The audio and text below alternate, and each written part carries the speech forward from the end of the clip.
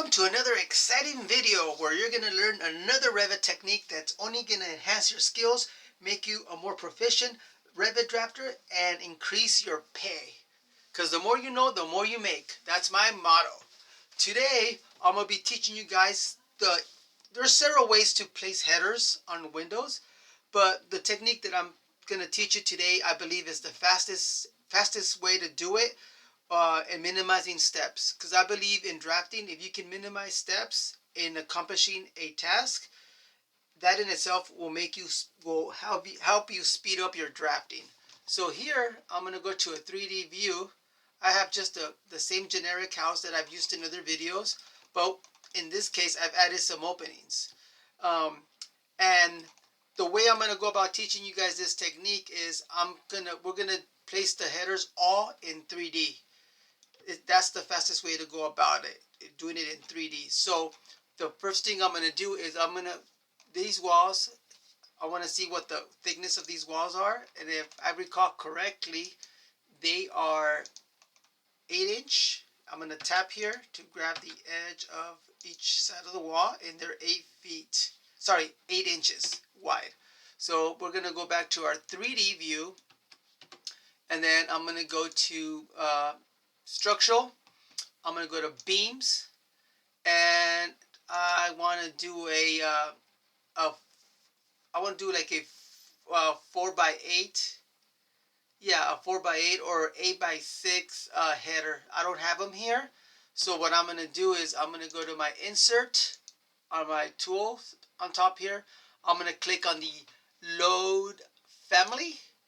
And then it's going to drag me to multiple folders with families, of course. And I'm going to go to the one that says structural framing.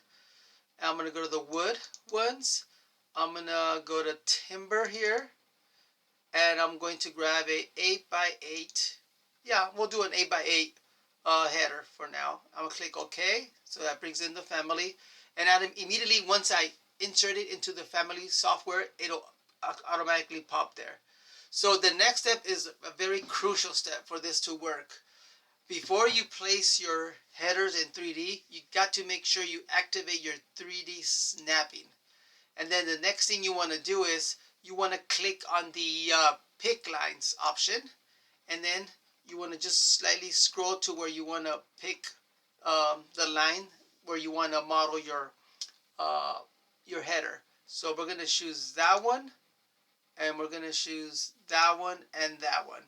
And you're probably saying to yourself, well, yeah, that's great, Ray, but look, the headers are sticking out. Well, that's not a problem, because what we're going to do is we're going to go to this view here, make sure I click on my front, zoom in, and then what I'm going to do is I'm going to grab them.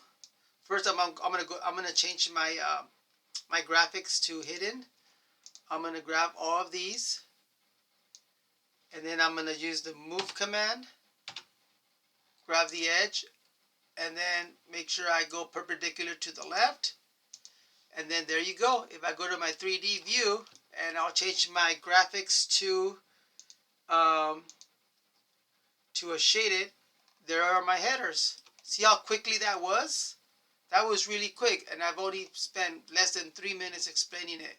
Before, the old scenic route of actually placing headers was very tedious, because if you go to your second floor, as you can see, you can't see your wall openings. If you go to your first floor, you only see one wall opening. So in the past, what you needed to do was to go to view range, adjust these so that you can actually see the openings, and then you would have to do place a reference plane, and then set your reference plane, and then draw in your headers.